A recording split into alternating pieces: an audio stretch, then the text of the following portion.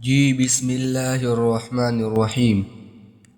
انسان میں سب سے قیمتی چیز وہ ہے ہیڈ۔ اگر آپ میں سر موجود ہے، آپ میں ہیڈ موجود ہے، آپ مکمل انسان ہے۔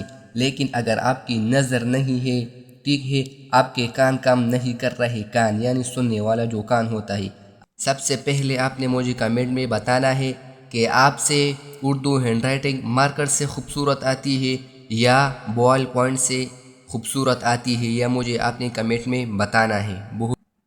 اگر انسان میں ہیڈ نہیں ہوگا، یعنی میں سر کی بات کر رہا ہوں، اگر وہ نہیں ہوگا تو ہمارے جسم کا کوئی بھی فائدہ نہیں۔ اسی طرح اگر حرف میں سر نہیں ہوگا یا ٹیل یعنی دم یہ نہیں ہوگا تو حرف کی بھی کوئی فائدہ نہیں۔ اگر حرف میں سر ہوگا تو 50% یہ، اور اگر دم ہوگا تو 50% یہ، 50-50، تو یہ حرف کو 100% فائدہ دے گا، یعنی اس سے مکمل ایک حرف بن جائے گا۔ مثال کے طور پر میں ایک شکل بنا رہا ہوں، آپ اسے دھیان سے دیکھیں۔ میں ایک شکل بنا رہا ہوں، وہ ہے چاند کی شکل، ٹھیک ہے، یعنی اینٹی کلاک وائز شکل، ٹھیک ہے۔ اب ان کا فائدہ آپ دیکھیں، ان کا کمال آپ دیکھ کے آپ حیران ہو جائیں گے، ٹھیک ہے۔ آپ نے ویڈیو کو سکپ نہیں کرنا ہے۔ میں نے ایک چاند شکل بنا لیا، تو یہ ہے دم، ٹھیک ہے، یعنی ٹیل ہے، ٹھیک ہے۔ یہ 50% ابھی ہو گیا، ٹھیک ہے۔ اگر ہم اس کے ساتھ سر لگائیں گے تو یہ 50% اور ہو جائے گا، تو یہ 100% حرف بن جائے گا۔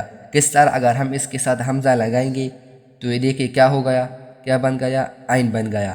اگر آپ کا عین ٹھیک ہو گیا، یعنی عین میں پھر غین بھی شامل ہوتا ہے، اگر ہم اس کے ساتھ حمزہ اس طرح لگائیں تو یہ دیکھیں غین بھی بن گیا۔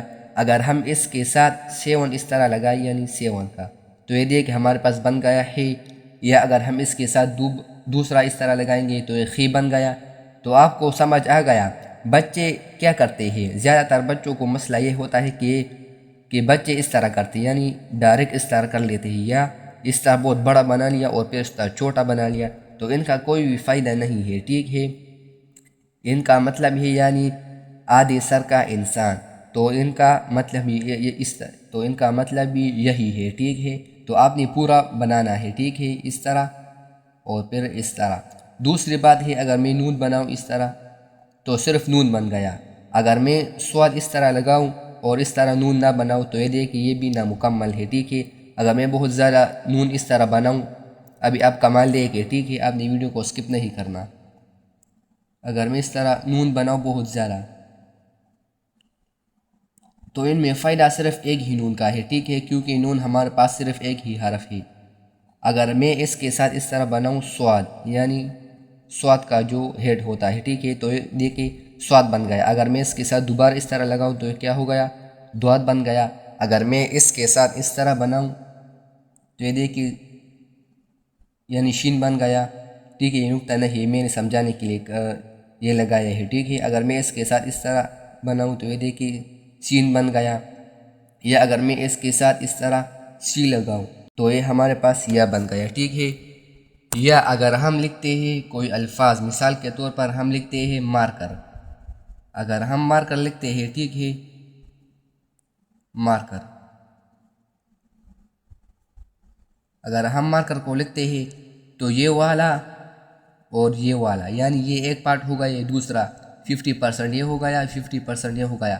اگر ہم اس کے ساتھ یہ کر ہٹائے تو یہ مار، تو مار کا مطلب کیا ہے آپ دیکھ سکتے ہیں، مار پیٹائی اس کا اگر ہم اس کے ساتھ کر لگائے تو پھر بھی ہمارے پاس جملہ مکمل نہیں ہوتا، جملہ ہمارے پاس ناقص ہی رہے گا، کیونکہ ہم نے سر یا ہیڈ اس سے ہٹایا ہے، ٹھیک ہے۔